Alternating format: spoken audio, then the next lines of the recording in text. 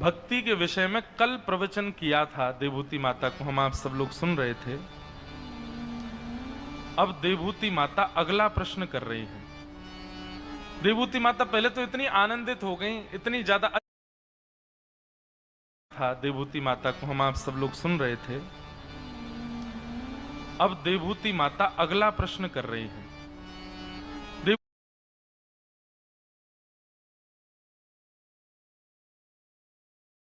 देवभूति माता पहले तो इतनी आनंदित हो गई, इतनी ज्यादा। अच्छा, एक बात और बताऊं मैं आपको, देवभूति माता ने एक साथ ही प्रश्न किया था, लेकिन जब भगवान ने भक्ति का रूप बताया तो देवभूति माता बोली अब वो दूसरा प्रश्न जो है मेरा, उसके बारे में आप मत बताइए, मुझे तो यही बताइए। भगवान बोले नहीं मैया, वो जानना भी आपके लिए जरूरी है। दूसरा प्रश्न देवभूति माता ने क्या किया, ये ध्यान से सुनो। भगवान देवभूति माता कह रही हैं कि कालस्य स्वर रूपस्य परेशान च परस्यते स्वरूपं वत कुर्वन्ति यद्देतो कुशलं जनाः। देवभूति माता प्रश्न करते हुए कह रही हैं, भगवान मैंने सुना है आपका एक रूप और है। भगवान बोले कौन सा? बोले काल। काल नाम सुनते ही कपिल भगवान मुस्कुराने लगे। बोले मैं जानना चाहती हूं आपका काल रूप कैसा है। मैंने सुना है ये संसार के जितने भी लोग हैं ये उसी से भयभीत होकर के कर्म कर रहे हैं, उसी काल से सब भयभीत होते हैं, उसी काल से भयभीत होकर के देवता कर्म करते हैं, उसी काल के भय के कारण ही पूरी सृष्टि चल रही है। कृपा करके मुझे अपने उस काल रूप के विषय में बताओ। तो देवभूति माता ने भक्ति का प्रश्न और ये काल रूप का प्रश्न एक साथ ही किया था। पहले मैया ने कहा कि अपनी भक्ति का स्वरूप बताओ, और फिर मैया ने अगला प्रश्न किया अपना काल रूप भी बताओ। तो भगवान ने जब भक्ति का स्वरूप बता दिया ना, तो देवभूति माता बोली अब काल रूप मत बताओ। भगवान कपिल बोले नहीं मां, ये सुनना आवश्यक है।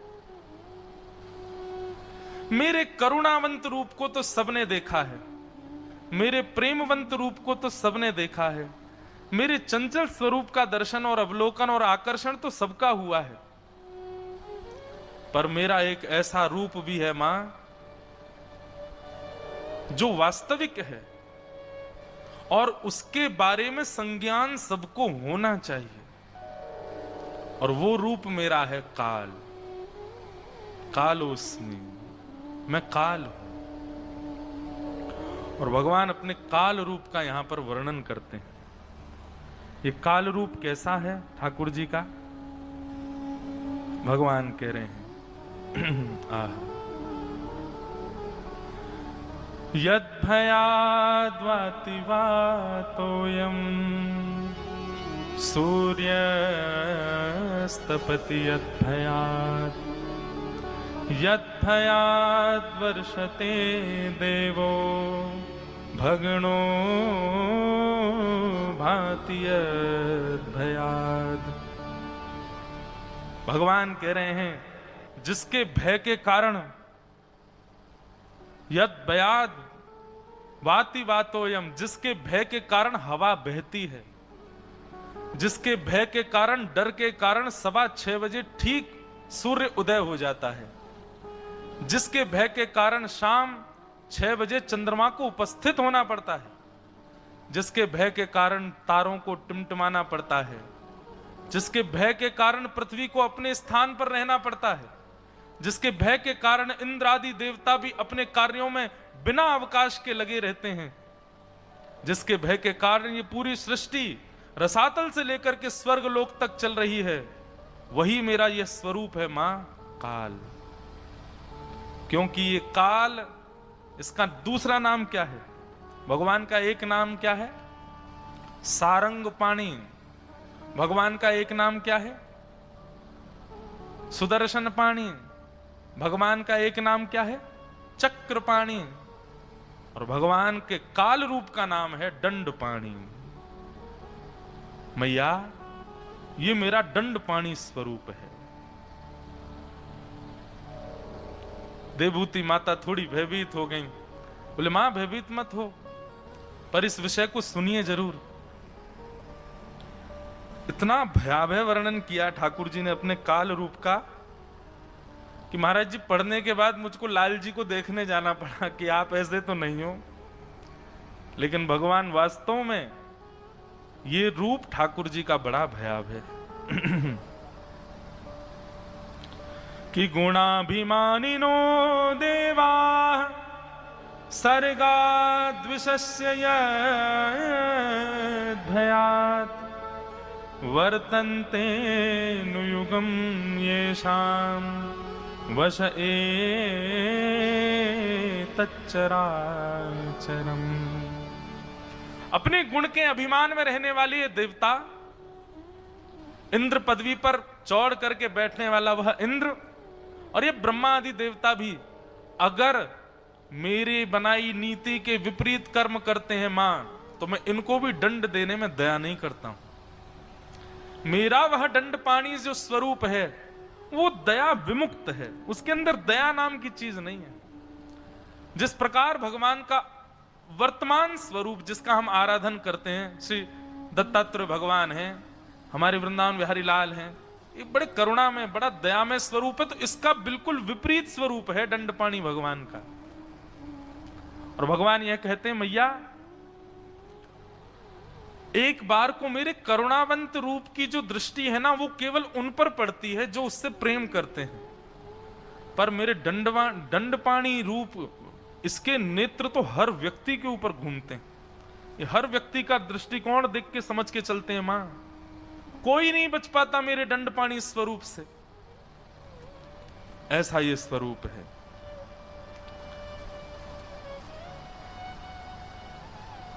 दंडपाणी ये रूप कैसा है? बोले अनंत है, इसका कोई अंत नहीं है। जैसे मेरे उस रूप का कोई अंत नहीं है, ऐसे काल रूप का भी कोई अंत नहीं है। और कैसा है आपका ये रूप? बोले अंत कर, इसका काम ही है अंत करना। और ये कैसा रूप है आपका? बोले अनादि, यह भी अनादि काल से है मैया। मतलब इसमें उसमें कोई अंतर नहीं है, बस वो प्रेम पक्ष ध्यान रखता है और ये दंड पक्ष ध्यान रखता है। इस प्रकार भगवान बता रहे हैं, और बताते हुए भगवान कहते हैं मैया,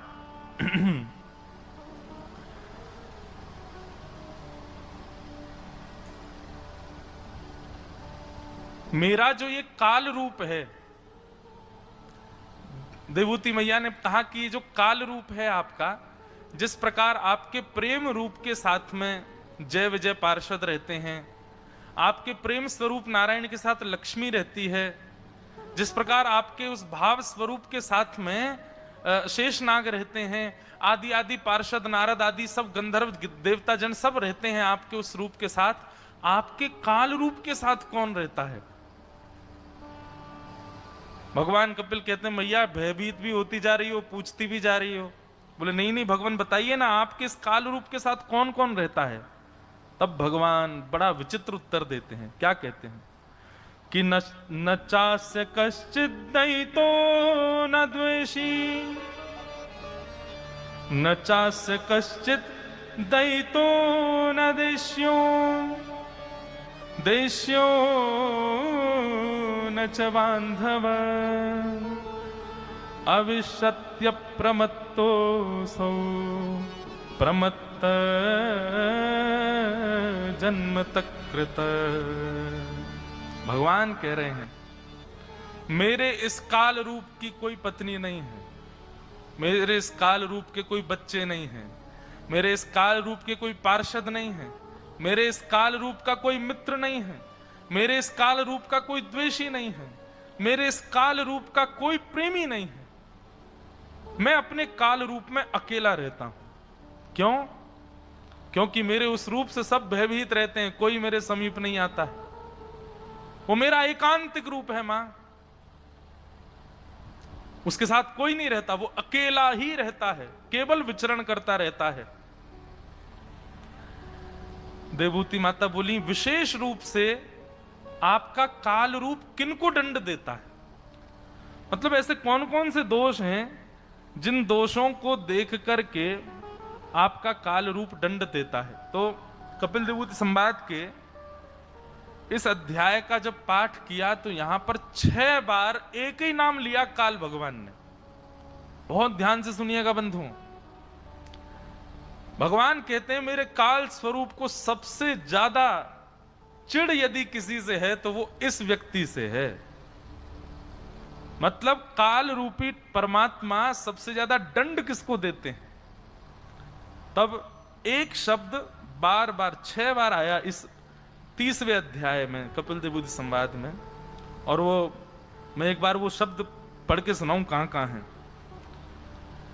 ग्रहेषु कूट धर्मेषु, कूट धर्मेषु मतलब हम दो हमारे दो, मैं और मेरा, इस भाव में जो रहता है इससे सबसे ज्यादा चिढ़ लगती है काल भगवान को।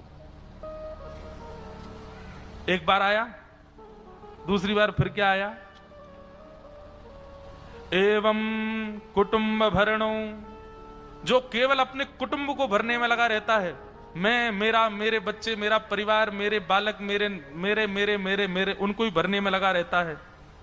फिर आया कुटुंब भरणा कल्पो, जो केवल और केवल अपने घर को भरने में लगा रहता है। 3 हो गए। फिर उसके बाद फिर भगवान कहां कहते हैं, मैंने पूरा चिन्हित किया उसको। एवं कुटुंब विभ्राण, फिर से जो कुटुंब भरना चाहता है। भुंक्ते कुटुंब पोषस्य, हर 3-4 श्लोक के बाद भगवान कपिल कहते हैं मैया, जो केवल और केवल कुटुंब भरने में लगा रहता है, केवल अपनी और अपनों की परवाह में रहता है, केवल उसी के लिए ही अपना संपूर्ण जीवन निकाल देता है।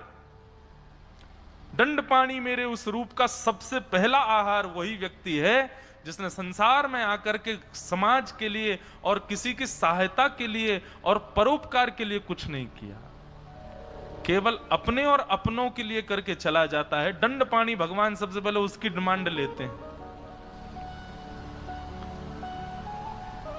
सबसे ज्यादा अप्रिय श्री दंडपाणी भगवान को यदि कोई है तो ऐसा व्यक्ति जो केवल और केवल अपने बारे में विचार करता है और किसी के बारे में कोई भाव नहीं रखता है। येषां न विद्या न तपो न दानम ज्ञानम न शीलम न गुणो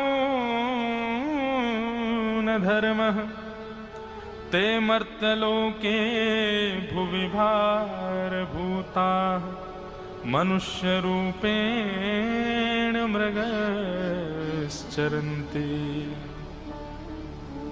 जो व्यक्ति संसार में ना तो उसने विद्या अच्छे से सीखी, चलो विद्या नहीं सीखी तो कम से कम उसने जप नियम तप किए होंगे जीवन में, नहीं वो भी नहीं किया, विद्या भी नहीं सीखी, तप भी नहीं किया, तो बोले कोई बात नहीं, विद्वान नहीं बन पाया, जप तप नियम नहीं किया, दान पुण्य तो किया होगा, ना न दानम न च दानम, दान भी नहीं किया उसने।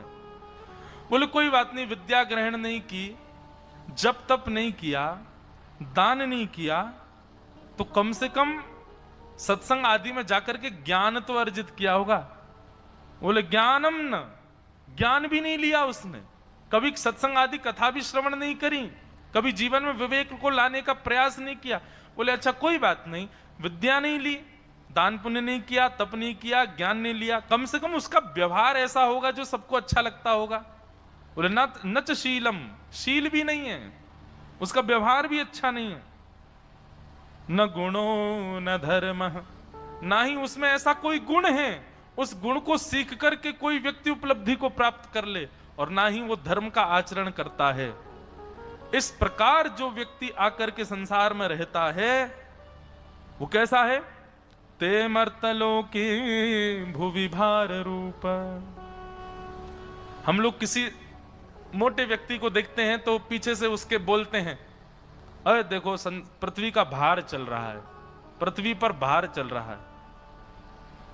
शास्त्र आज्ञा करते हैं, सदा याद रखिएगा, पृथ्वी को दो लोगों का भार लगता है। पृथ्वी को भारीपन कब लगता है अपने ऊपर? दो प्रकार के लोगों का। सबसे पहला, असत्य संभाषण करने वाले लोग, जो बहुत झूठ बोलते हैं, जो बात बात पर असत्य बोलते हैं, असत्य ही जिनकी वाणी से निकलता है, ऐसे लोग जब चलते हैं तो पृथ्वी को ये लगता है, हाय राम कितना भार मेरे ऊपर। और दूसरे, जो परोपकारी नहीं होते, जो कभी किसी के सहायक नहीं रहते, केवल अपने लिए विचार करते हैं, अपनों का विचार करते हैं और इसी में संपूर्ण जीवन निकाल देते हैं, ऐसे दो प्रकार के लोगों का पृथ्वी को बहुत भार लगता है। तो कपिल भगवान कह रहे हैं, मैया कि ग्रहेषु कूट धर्मेषु दुख तंत्रे स्वतंत्रितः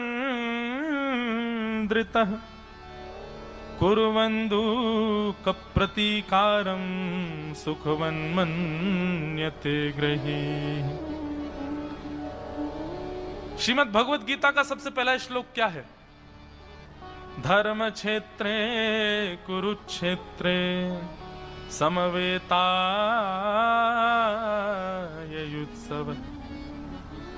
मामका पांडवश्चैव।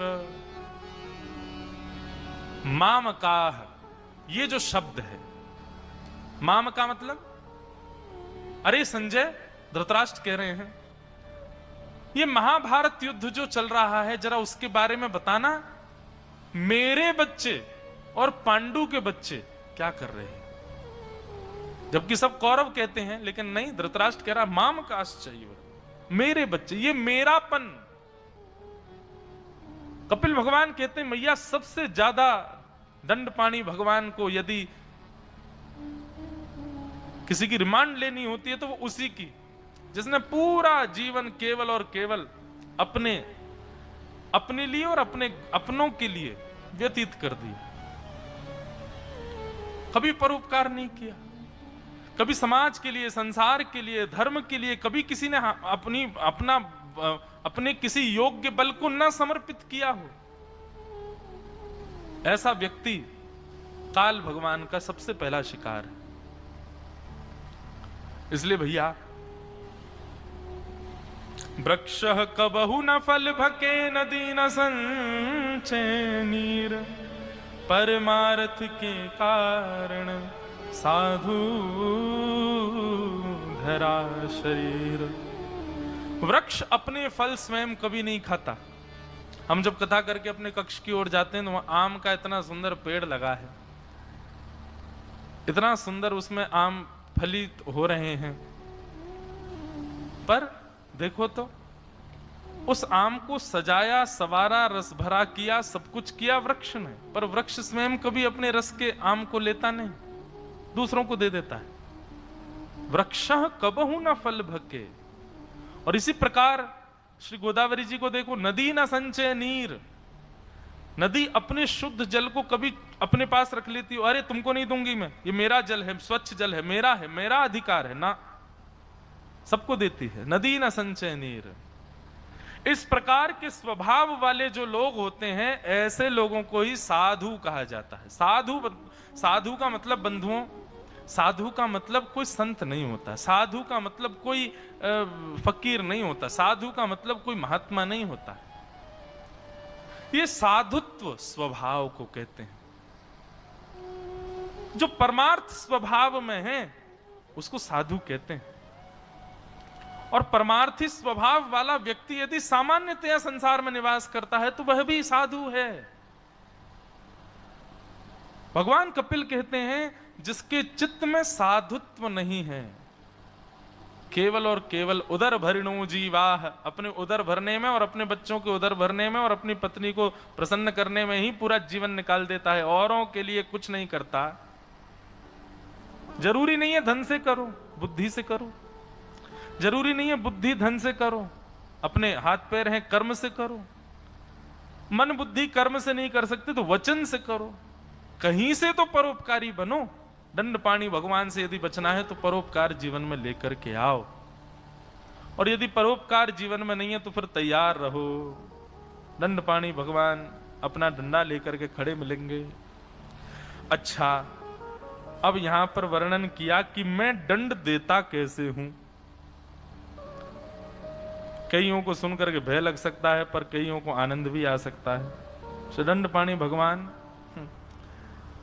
भगवान कहते हैं जो मेरे दंड का अधिकारी बनता है, सबसे पहले उसकी स्थिति सुनो। उसकी स्थिति क्या होती है? 7 लक्षण उसमें अपने आप प्रकट हो जाएंगे। कौन कौन से?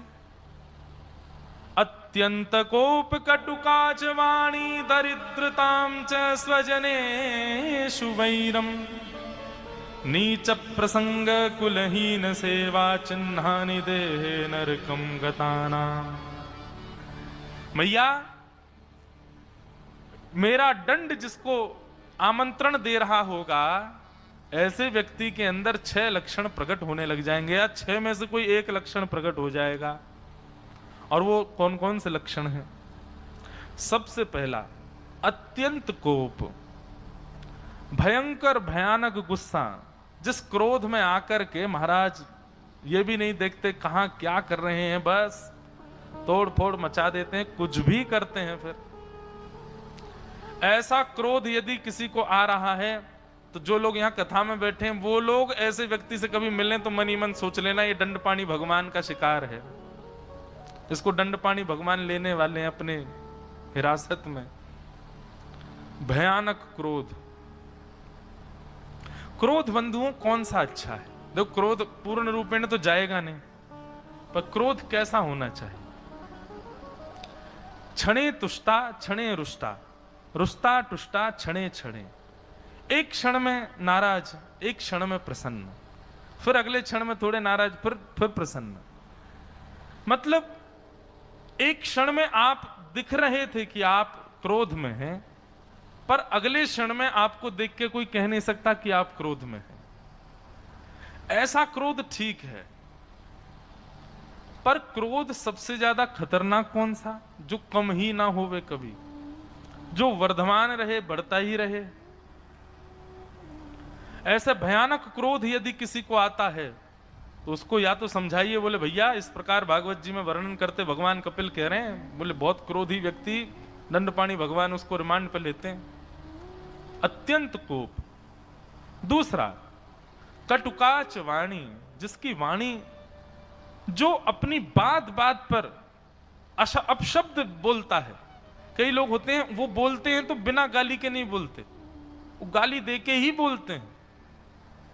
ऐसे लोग जो बिना किसी अपशब्द कहे बोलते हैं, निश्चित ही दंड पाणी भगवान उनको छोड़ेंगे नहीं। और कटुकाच वाणी का दूसरा लक्षण क्या है? कटुकाच वाणी मतलब ऐसा बोलते हैं कि सामने वाले को कष्ट लगे। अच्छा देखिए, एक मेरी बात सुनिएगा, ये दंड पाणी भगवान जो जो यहां लक्षण बता रहे हैं, इन लक्षणों को आप कुछ कुछ स्थान है वहां मत घटाइएगा। जैसे कि गुरु और शिष्य के संबंध में इसको मत घटाना, माता और पुत्र के संबंध में इसको मत घटाना, पिता पुत्र के संबंध में इसको मत घटाना, भाई बहन के संबंध में इसको मत घटाइएगा। और भी हैं, पर बाकी के सांसारिक संबंधों में आप इनको घटाइए, वहां घटा करके अनुभव कीजिए कि ये पाप का भागी है। तो सबसे पहला, अत्यंत कोप, भयंकर क्रोध। अब मां को गुस्सा आ जाए बालक के ऊपर, भागे पीछे महाराज लेकर के जो है डंडा या बेलन। अब भयंकर गुस्सा है मां को तो कुछ भी हाथ पड़ जाए लेके भागती है। और उसका मतलब ये नहीं कि वो मां नरकगामी बन गई, नहीं नहीं नहीं, वो बालक को कर सकती है, उसमें उसको दोष नहीं है। और गुरु को शिष्य पर गुस्सा आ जाए, पकड़ के चोटी उठा ले शिष्य की और महाराज खूब उसकी धुनाई कर दे, तो इसका मतलब ये नहीं कि गुरु पाप का भागी बनेगा, नहीं, वो तो बालक को सुधारने के लिए कोप कर रहा है। एक और बात कह सकते हैं कि जहां पर किसी की सुधार के लिए कोप किया गया है तो वह पाप के लिए पाप रूप नहीं है। पर जहां क्रोध, जहां कोपित हम किसी को पूर्ण रूपेण व्यथित करने के लिए होते हैं, या पर उससे एक प्रकार की ईर्ष्या करते हुए उस पर क्रोध करते हैं, तब वह पाप का भागी बनता है। तो अत्यंत कोप। दूसरा, कटुकाच वाणी, जिसकी वाणी ऐसी है कि सुनने वाला सुनते ही बस रह ना पाए, बहुत रोने लगे, रुदन हो जाए, व्याकुल हो जाए, सुन ना पाए। अब बेचारा कोई ज्यादा धनवान नहीं है और उसके मुंह पे ही बोलते रहो, अरे तुम्हारे पिता ने क्या किया, अभी तक कुछ किया ही नहीं। इस प्रकार की वाणी बोलने वाले। माता पिता को दोष दे करके बालकों को तंग करना, यह कटुकाच वाणी।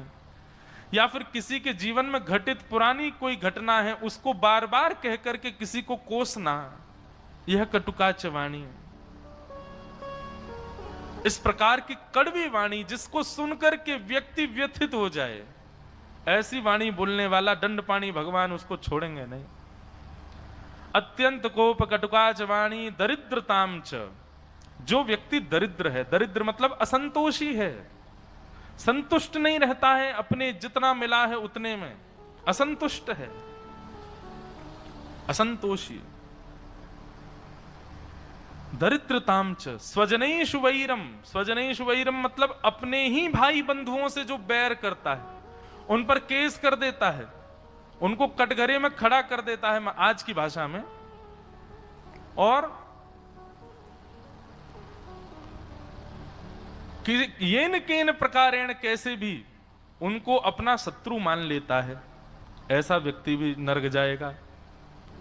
और दंडपाणी भगवान, अच्छा एक बात बताएं, नरक में यमराज आदि ये सब भी जो हैं ये दंडपाणी भगवान की सेवक हैं, पर यह भी दंडपाणी भगवान से डरते हैं, क्योंकि यमराज को भी, जो सबको यम यातना देता है, उसको भी यातना देने का अधिकार दंडपाणी भगवान को है। तो अत्यंत कोप कटुकाच वाणी दरिद्रताम च स्वजनेषु वैरम, नीच प्रसंग, जो नीच लोगों का संग करता है। तुम स्वयं तो नीच नहीं हो, पर जिनके संग रहते हो वो अत्यंत दूषित, कुछ भी खाने पीने वाले, गंदी विचारधारा रखने वाले, कुशित दूषित दृष्टि रखने वाले, ऐसे लोगों का यदि संग करते हो तो दंडपाणी भगवान उनको तो 100 डंडे मारेंगे, पर उनके साथ जो श्रेष्ठ व्यक्ति संग कर रहा था, वो भले ही खुद स्वयं गलत नहीं कर रहा था, लेकिन उनका संग कर रहा था, उस व्यक्ति को तो 200 डंडे मारेंगे दंडपाणी भगवान। क्यों? आप कहोगे मैंने कुछ गलत थोड़ी किया, मेरे दोस्त गलत करते थे। भगवान कहेंगे, बोले अच्छा तू था तो उन्हीं का दोस्त ना, तू चाहता तो सुधार सकता था, तेरे पास 2 ऑप्शन थे, या तो सुधार दे या त्याग कर दे, तेने दोनों ही नहीं किए, त्यागा भी नहीं और सुधारा भी नहीं, इसलिए तुझे ज्यादा दंड मिलेगा। और इसका प्रमाण है भीष्म पितामह। भगवान कहते हैं, पितामह मुझे कौरवों से अपेक्षा नहीं थी, मुझे आपसे अपेक्षा थी। कौरवों ने सब गलत किया, मैं सब सहता रहा, पर द्रौपदी का चीरहरण ये मुझसे बर्दाश्त नहीं हुआ, और आपके बैठे हुए, इसलिए कौरवों को इतनी पीड़ा नहीं हुई मृत्यु में, आपको ज्यादा पीड़ा दे रहा हूं मैं कहा करता हूं बंधुओं, फर्श पर सोया हुआ व्यक्ति कितना भी करवट ले ले वो गिरेगा नहीं, क्योंकि पहले से ही गिरा पड़ा है। गिरता वो है जो बिस्तर पर सोया है, जो ऊंचे तखत पर सोया है, वो करवट लेगा तो गिरेगा। ठीक उसी प्रकार मानिए, कई लोग ऐसा उदाहरण देते हैं कि पापी लोग, दुष्ट लोग, दूषित लोग महाराज जी कितना भी बुरा करें फिर भी उनके साथ में कुछ ऐसा लगता नहीं, ऐसा लगता है तो परम प्रसन्न है, इनके साथ तो सब बढ़िया ही बढ़िया हो रहा है, उनको इतना कष्ट क्यों नहीं होता जीवन में? क्योंकि वो पहले से ही गिरे हुए हैं, इसलिए उनको कष्ट की आवश्यकता नहीं, पहले से ही उनको इतना कष्ट मिलने वाला है बाद में। पर भक्त जो है वो बिस्तर पर सोया है, करवट लेगा, गलत करेगा तो गिरेगा भी और चोट भी ज्यादा लगेगी। इसलिए वैष्णव बनने से पहले सावधान रहिए, अधर्म कृत्य को करने से बचिए।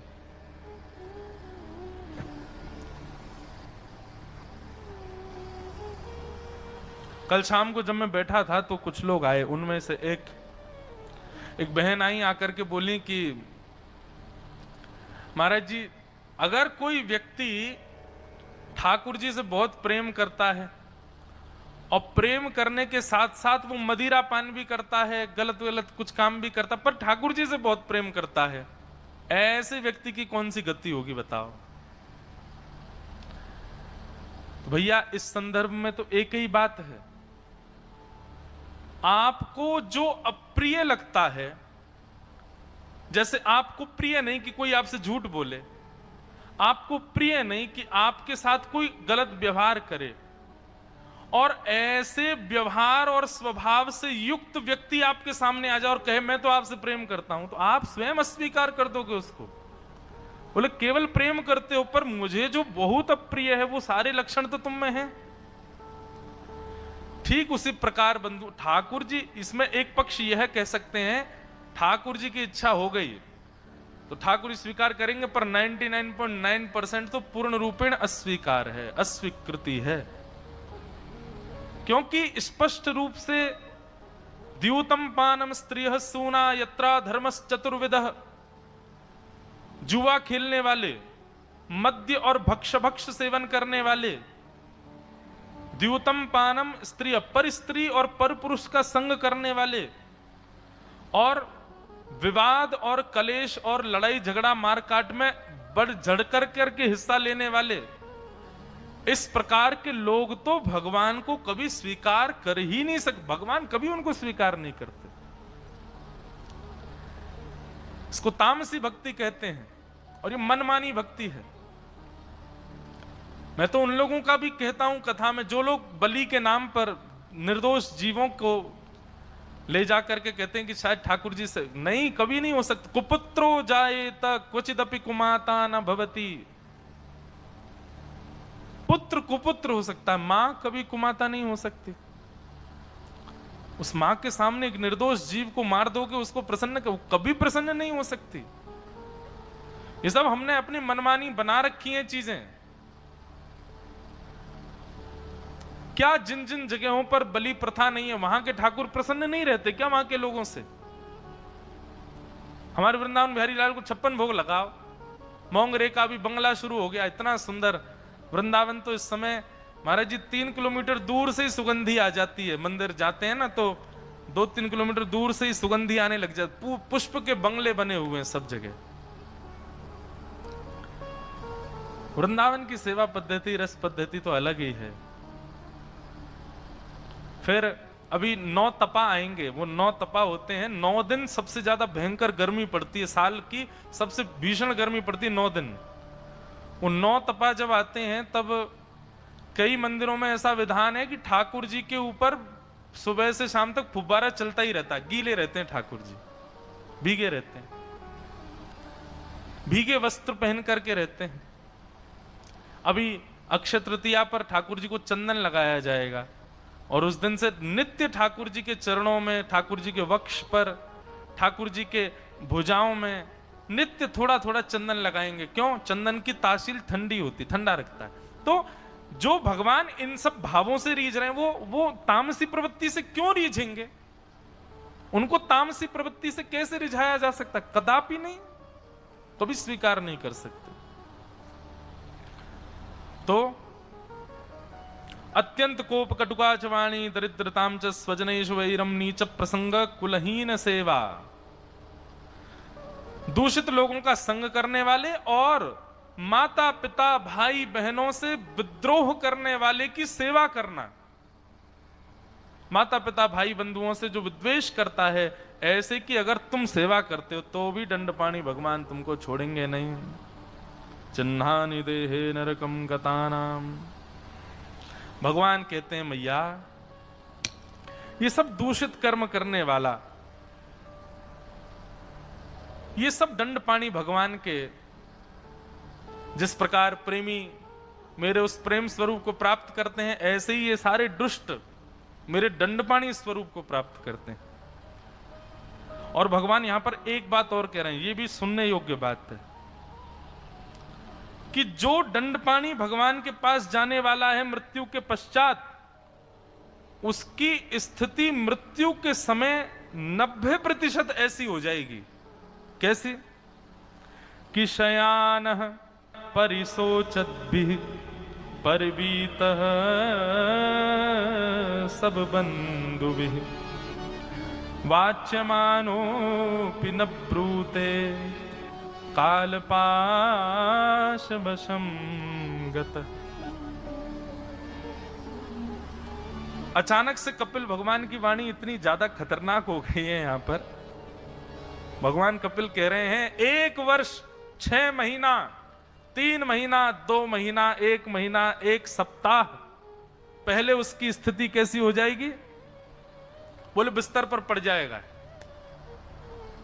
ना हिल पाएगा ना डुल पाएगा, मलमूत्र आदि का त्याग भी वहीं करेगा। शयानः परिशोचद्भिः परिवीति स्वबंधुभिः, अपने परिवारी जन जिनको जीवन भर भरता रहा, जिनके लिए जीवन भर जीता रहा, उनको भी पहचान नहीं पाएगा।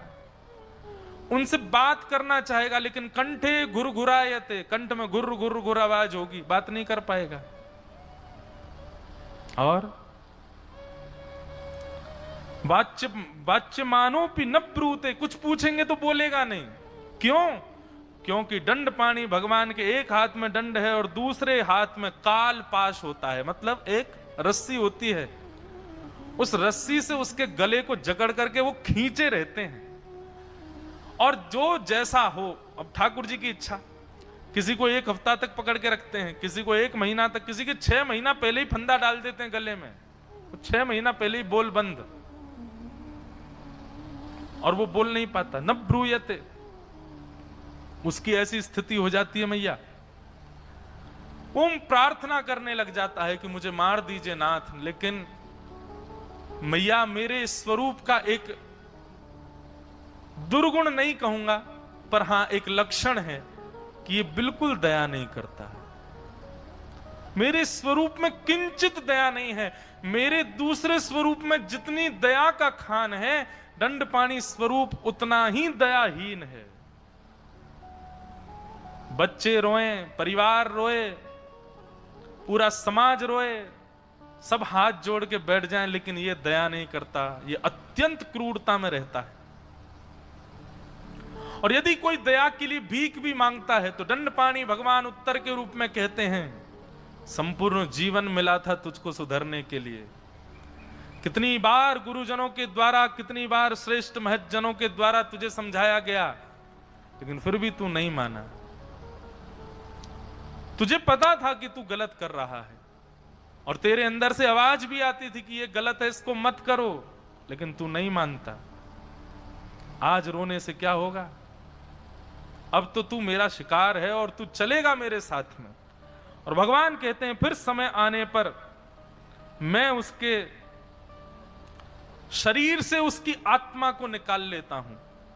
अब यहां पर प्रश्न आया, बोले आत्मा तो मरती नहीं, आत्मा तो जलती नहीं, आत्मा को कोई कष्ट होता नहीं, आत्मा तो बिल्कुल स्वच्छंद है।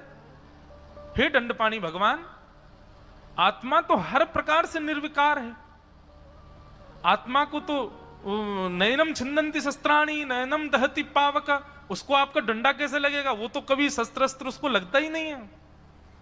तब भगवान कहते हैं, आहा मैया, यातना देह आवृत्य पशैर्बद्धा गले बलात्। मैया, मैं उसको जिस प्रकार दुनिया में आने पर सांसारिक देह मिलता है, ऐसे ही व्यक्ति जब नरक जाने के लिए तैयार होता है और दंडपाणी भगवान जिसको लेकर के जाते हैं, उसको इस सांसारिक देह से निकालते ही यातना देह में डाल देते हैं। एक नवीन देह है मैया। इस देह की क्वालिटी क्या है? बोले इस देह की क्वालिटी ये है, पहाड़ के ऊपर से फेंक दो तो गिरेगा, चोट उतनी ही लगेगी जितनी लगनी चाहिए, रक्त उतना ही निकलेगा जितना निकलना चाहिए, फटेगा उतना ही जितना वो गिरने की जैसी स्थिति होगी उसकी, पीड़ा पूरी पूरी देगा पर ये मरेगा नहीं। जिस प्रकार सांसारिक देह पीड़ा अधिक होने पर मृत्यु को प्राप्त हो जाता है, असहनीय पीड़ा होने पर मर जाता है, यातना देह की एक क्वालिटी है मैया, ये मरता नहीं है। ऐसा यातना देह दंडपाणी भगवान उसको प्रदान करते हैं। और यातना देह देकर के मैं उसके गले में रस्सी बांध देता हूं और फिर क्या करते हैं, दंडम राज भटाय था, उसको जहां दंड देना है मुझे वहां लेकर के जाता हूं। उसकी दूरी कितनी है, बहुत ध्यान से सुनिए। भगवान कह रहे हैं जहां दंडपाणी भगवान दंड देते हैं उसकी दूरी पृथ्वी से कितनी है कि योजना नाम सहस्त्राणि नवतिम नवचाध्वनः त्रिविर्मुह्यन्ति दुभ्यम्बा नीतः प्राप्तोति यातनाः। भगवान कह रहे हैं 99,000 योजन की दूरी पर है वो स्थान जहां पर दंडपाणी भगवान दंड देते हैं। 99,000 योजन का यदि आप किलोमीटरों में निकालेंगे तो 11,88,000 किलोमीटर, इतना दूर है दंडपाणी भगवान का वह स्थान जहां पर वो दंड देते हैं। वो नरक के पास ही है। ये दंडपाणी भगवान जो हैं ये यम को भी कहते हैं, पर ये यम का भी विशिष्ट स्वरूप है, यम भी इनसे डरता है। इन नरक के राजा असली तो यही हैं, एक प्रकार से नरक ही है इतना दूर। और भगवान कह रहे हैं ये 11,88,000 किलोमीटर मैं ऐसे नहीं ले जाता कि चल अब चाय पी ले, चल अब तू मिसल पाव खा ले, अब थक गया होगा चल फ्रूटी पी ले। 11,99,000 किलोमीटर भगवान कपिल कहते हैं मैया दंडपाणी भगवान उसके गले में एक रस्सी बांध करके और स्वयं इतनी द्रुत गति से चलते हैं कि कुछ ही सेकंडों में 11,99,000 किलोमीटर 99,000 योजन दूरी तय कर लेते। बोले मैया उस यातना देह में पड़े हुए व्यक्ति की हालत यह होती है कि उसके नेत्र पीछे पहुंच जाते हैं, उसकी नासिका अंतर ध्यान हो जाती है, उसके शरीर की जितनी चमड़ी है सब छिल जाती है, उसके रूप स्वरूप का पता नहीं होता है, ऐसा भयावह स्वरूप होता है। सामने बैठी देवूती माता के हाथ पांव कांप रहे हैं और भगवान कपिल प्रवचन कर रहे हैं। अब सुनो, मास कथा सुनोगे तो भैया ये सब विषय तो सुनने पड़ेंगे। और ये विषय इसलिए सुनाया जा रहा है कि ठाकुर जी से सदा ये प्रार्थना करो कि हे नाथ, ये हमको इतने कोमल, इतने प्यारे, इतने दुलारे दिखते हो, कभी अपना दंडपाणी रूप मत दिखाना हमको, कभी अपना वह रूप मत दिखा देना नाथ, बहुत खतरनाक है। अभी खत्म नहीं हुआ, अभी चल रहा, अभी तो पूरा लंबा चलेगा, अभी प्रसंग है बहुत। इसलिए भैया दंडपाणी भगवान से बचना है तो एक बात याद रखो, नहीं राम गुण गायो नहीं, भजन नहीं गाएंगे हम, पद सुनाते हैं। कबीरदास जी का एक पद है, श्री कबीरदास जी क्या कहते हैं, दंडपाणी भगवान की जो दूत है, एक दूत है दंडपाणी भगवान का, जो उनको आपके बारे में सब कुछ बताता है कि आपने कब कब कहां कहां क्या क्या किया था। अच्छा, यह भी कपिल भगवान कहते हैं, बोले मैया जब दंडपाणी भगवान गले में रस्सी बांधते हैं ना, तो वो व्यक्ति पूछता है कि मैंने क्या किया अपराध, तब भगवान उसको ऐसे ऐसे अपराध याद दिलाते हैं जिनको वो भूल भी चुका है, जो उसको याद तक नहीं है। तब भगवान उसको सब याद दिलाते हैं, तूने तब ऐसा किया था, तब ये किया था, तब ये किया। और फिर भगवान ये भी याद दिलाते हैं, तेरे इतने पाप जब हो गए थे उसके बाद तूने कुछ पुण्य किए थे, और उन पुण्यों से तेरे पूर्व के वो पाप खत्म भी हो गए थे, पर उसके बाद तूने फिर इतना एक जघन्य पाप किया जिससे वो तेरे पुराने पाप फिर से जीवित हो गए।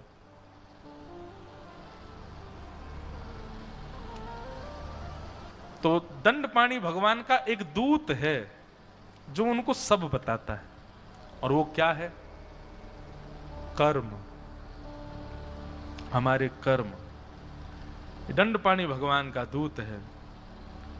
कबीरदास कहते हैं, कर्म गति तारे नाही टले, कर्म गति तारे नाही टले। कर्म से मिलने वाली गति यानी कि दंडपाणी भगवान का आश्रय, उसको कितना भी टाल लो वो टलेगा नहीं। आपने कर्म जैसे किए हैं भोगना तो पड़ेगा।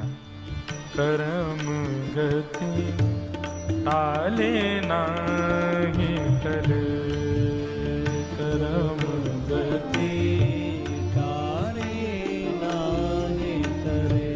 मुनि वशिष्ठ से पंडित ज्ञानी, मुनि वशिष्ठ से पंडित ज्ञानी, शोध के लग्न धरी, शोध के लग्न धरी। बोले वशिष्ठ मुनि ने बड़ी शोध करके, बड़े जांच विचार करके और लगन रखी थी किनकी? श्री राम जी की, और अच्छे से सब मिलान मेल कर लिया था कि सब ठीक है कि नहीं है, सब कुछ बिल्कुल बढ़िया से देख लिया था। लेकिन हुआ क्या?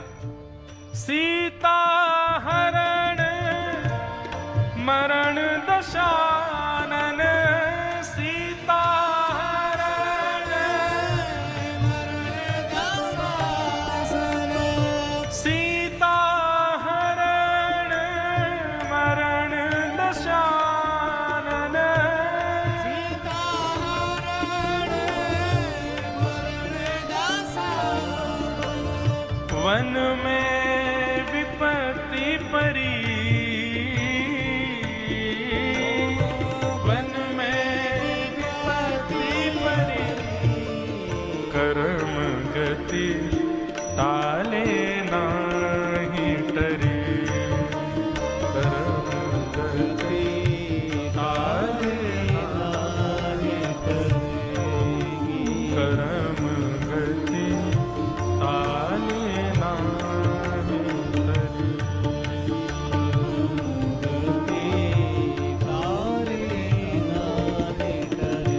पांडव जिनके आप सारथी, पांडव जिनके आप सारथी, तिन पर विपत्ति परी,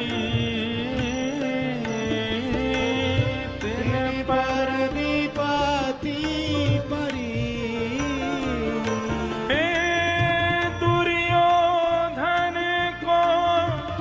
गर्व घटायो, दुर्योधन को गर्व घटायो, दुर्योधन को गर्व घटायो, दुर्योधन को गर्व घटायो।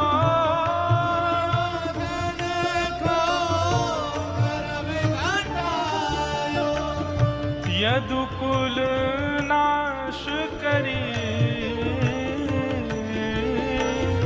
यदुकुल नाश करी, कर्म गति टाले नाही टरी, कर्म गति टाले नाही टरी, कर्म गति टाले नाही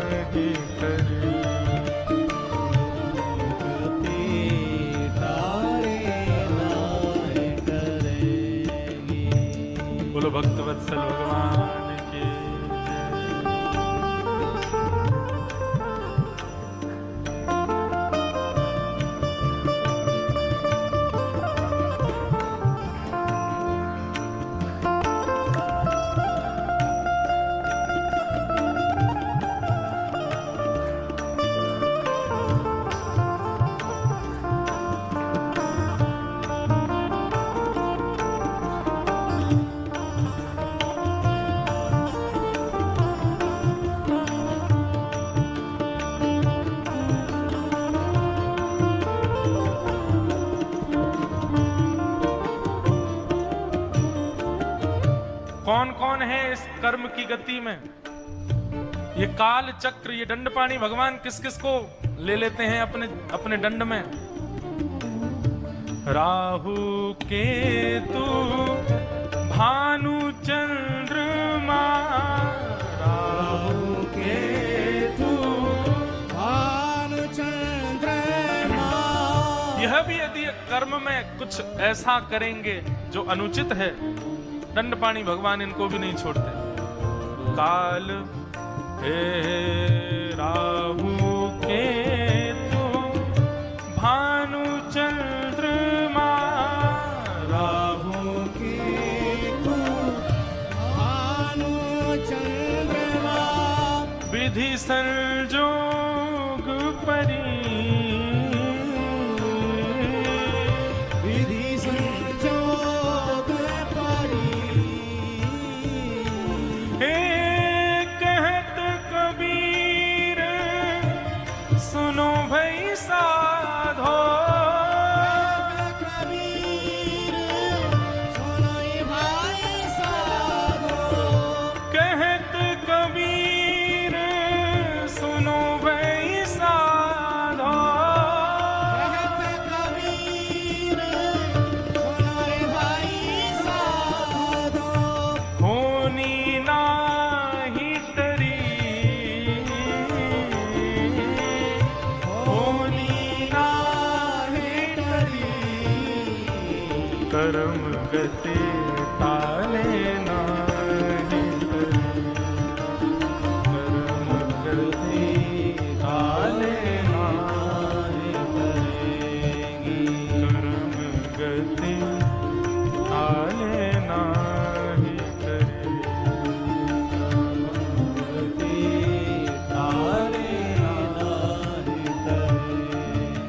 कर्म गति ताले नाही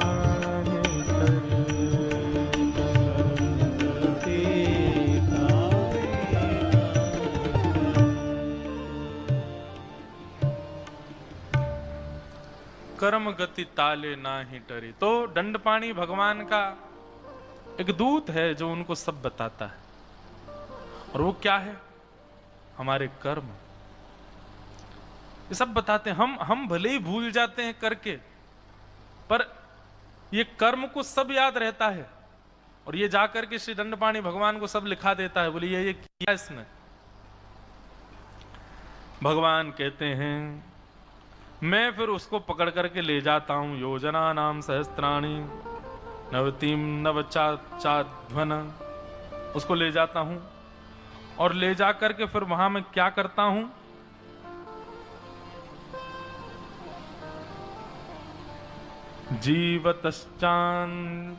जीवतश्चान्त भूयाध्वार श्रगद्धैर्यम साधने सर्प वृक्षी कंद साध्यैर दशद्भे चात्मवैषमम।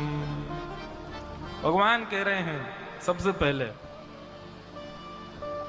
मुझे तो पढ़ करके बड़ा हंसी आ रही थी, पर श्री कपिल भगवान कह रहे हैं दंडपाणी भगवान जब किसी को लेकर के जाते हैं सबसे पहले क्या करते हैं? बोले मैया वहां पर एक यंत्र है दंडपाणी भगवान का। बोले यंत्र कैसा है? बोले जिस प्रकार के आधुनिक यंत्र आजकल उसमें फल डालो तो जूस निकल आता है, ऐसे ही एक यंत्र है दंडपाणी भगवान का। उसमें वो उस जीव को जिसको वो पकड़ के ले गए उसको डाल देते हैं। पल्ली तरफ तो उसका कचूमर निकलता है और नीचे उसका सारा रस निकल करके आता है, और फिर वही रस उसी को ही पिला दिया जाता है। वो पूर्ण रूपेण बिल्कुल चटनी बन जाता है, लेकिन मरता नहीं है, और रोता है, चीखता है, चिल्लाता है, लेकिन उसकी मृत्यु नहीं होती। और क्या करते हैं? बोले अलग अलग टुकड़े कर देते हैं उसके शरीर के, और टुकड़े करके फिर क्या करते हैं? बोले वहां पर बहुत सारे जीव जंतु हैं, उन सबको आमंत्रण दिया जाता है, आओ भंडारा पाओ, और सब आकर के उसके देह को पाते हैं। और विशेष रूप से मैया जिन जिन जीवों को उसने अपने जीते जी मार करके अपने उदर का आहार बनाया है, वो जीव तो निश्चित ही वहां पर उपस्थित होते हैं। वो स्वयं तो खा नहीं सकते, क्योंकि मानव जो कुछ भी खाता है जीवों के रूप में, वो सब बेचारे शाकाहारी हैं। तो वे अपने संगी साथियों को लेके आते हैं जो मांसाहार भोजन करते हैं, और वे उनको आज्ञा कहते हैं, बोले इसने हमको ऐसे खाया था, ये हमारे पांव ऐसे खा रहा था, इसने हमारा गला मरोड़ के खाया, इसको भी ऐसे ही खाओ। ऐसे उसको खाया जाता है। कौन कौन से जीव होते हैं? तो कहते हैं पहला तो ग्रामसिन्न होता है, दूसरा गिद्ध होता है, तीसरा सर्प होता है। ये सब उसको डसते हैं, खाते हैं, चुन चुन करके उसका संपूर्ण अंग खाते हैं, लेकिन मरता नहीं है फिर भी वो। भगवान कहते हैं तत्पश्चात दंडपाणी भगवान का एक हाथी है, जो कि सामान्य संसार के हाथियों से 10 गुना बड़ा है। वो हाथी आता है और हाथी आकर के उसके सर्वांगीण अंग पर चढ़ जाता है, लेकिन तब भी उसकी मृत्यु नहीं होती मैया। इतना दंड उसको दिया जाता है, वो जीते जी मृत्यु के समान हो जाता है, परंतु उसकी मृत्यु नहीं होती। चिल्लाता है, रोता है, लेकिन दंडपाणी भगवान उस पर अनुग्रह नहीं करते।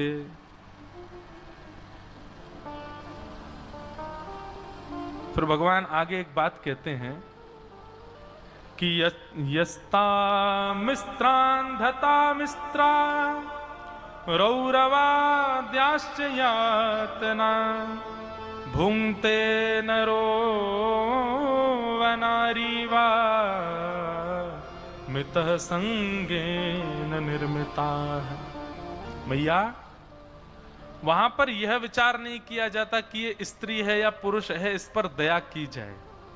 मैं पहले ही कह चुका हूं, दया का तो वहां स्थान है ही नहीं है। इस प्रकार वहां स्त्री पुरुष और पहुंचने वाला कोई भी जीव हो, उसमें भेद दृष्टि नहीं की जाती। अरे ये तो सुंदर है, इसको मत मारो। काय को नहीं मारो? गलत करके आए मारो। अरे ये तो बेचारा गरीब खानदान, अरे तो फिर था तो, लेकिन इसने कुछ गलत तो किया, गड़बड़ किया, इसलिए मारो। सब प्रकार के कर्मों से उसको महाराज खूब यातनाएं दी जाती है। लेकिन एक यहां पर बात भगवान कपिल एक बड़ी सुंदर कहते हैं, बहुत सुंदर बात है। मैया, अत्रैव नरकः स्वर्ग इति, अत्रैव नरकः स्वर्ग इति माता प्रचक्षते, या यातना वै नारक्य ता इहाप्युपलक्षिता। भगवान कपिल कहते हैं, बोले मैया लेकिन एक बात बताऊं, दंडपाणी भगवान का दंड केवल मृत्यु के बाद यातना देह पर चलता है ऐसा नहीं है। कभी कभी दंडपाणी भगवान किसी व्यक्ति को जीवित अवस्था में उसकी मृत्यु लोक में ही उसके लिए नरक प्रकट कर देते हैं। बहुत वर्सेटाइल है महाराज भगवान का ये स्वरूप।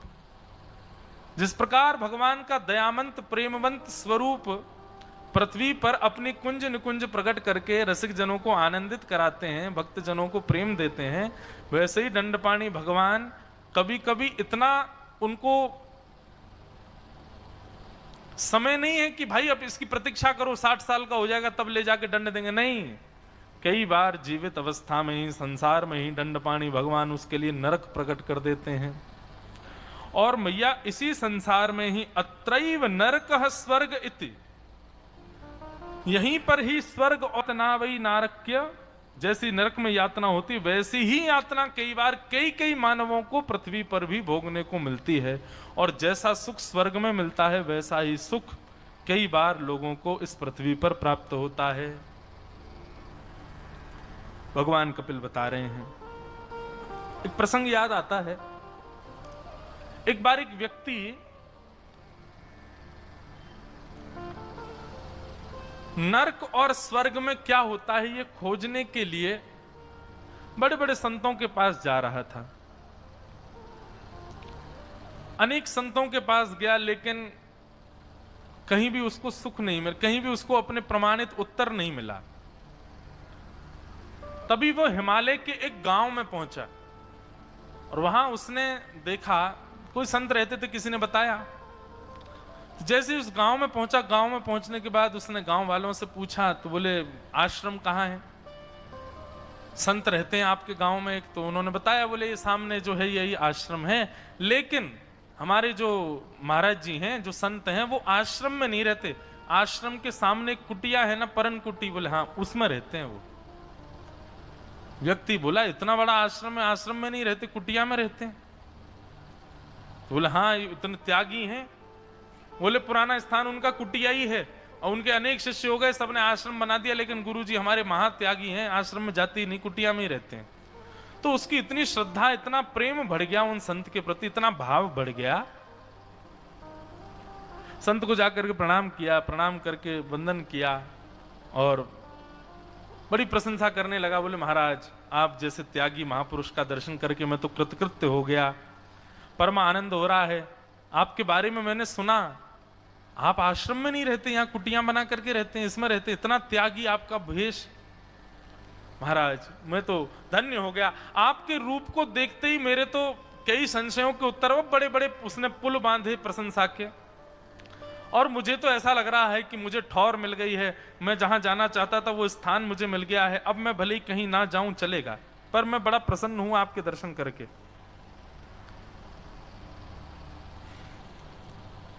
संत ने उसकी बातें सुनी। अंत में उस व्यक्ति ने कहा, वैसे महाराज जी अब मैं आ ही गया हूं, आपके पास इतना सुख मिल रहा है, इतना आपका त्याग स्वरूप ऐसा आदि, फिर भी मैं जिस प्रश्न को लेकर के भ्रमण कर रहा हूं वो कह दूं, मैं स्वर्ग नरक के बारे में जानना चाहता हूं।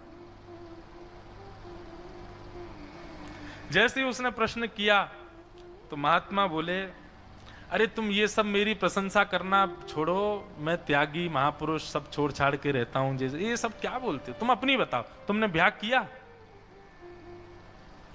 अब एक त्यागी महापुरुष परन कुटी में रहता है, हिमालय की कंदराओं में, और वो उस व्यक्ति से एक ऐसा प्रश्न कर रहा है जो बिल्कुल उसके स्वरूप के अनुरूप नहीं है। तुमने ब्याह किया? तो बोले ब्याह तो अभी, अच्छा कोई मिली नहीं क्या तुमको? हाँ, अरे ससुराल में इतना क्या कहते हैं बड़ा प्रेम दिया जाता है, मैंने सुना है, और ससुराल के लोग जब दामाद जाता है उसका तिलक करते हैं, स्वागत करते हैं, आरती वंदन पूजन करते हैं। अरे गृहिणी के साथ में रहने में कितना सुख होता है, नन्हे नन्हे बालक होते हैं, फिर वो पिताजी कहकर के पुकारते हैं, कितना सुख मिलता है, कितना सुखदायी जीवन। पूरे दिन कार्य करके लौटो, घर लौट करके आओ, पत्नी गर्मा गर्म रोटी बना करके खिलाएगी, तुम्हारी मन चाही सब्जी बनाती है, कितना सुख मिलता होगा ना। संत की बात सुनकर के उस व्यक्ति का मन खिन्न हो गया। बोले देखने में साधु है, बस वचन तो सुनो जरा इसके, अत्यंत काम में, अत्यंत संसारी भोग विलासों में संलिप्त लगता है, तभी मुझसे कह रहा है। और महात्मा तो बड़ा बड़ा चढ़ा करके बोलते जाएं। बोले कि अरे मैंने एक दिन गांव में घूम रहा था, तब मैंने देखा एक बालक मेरे सामने छोटा सा था, बड़ा हो गया, उसकी इतनी सुंदर पत्नी आई है, अब अपना गृहस्थ आश्रम में रह रहा है, कितना बढ़िया जीवन उसका।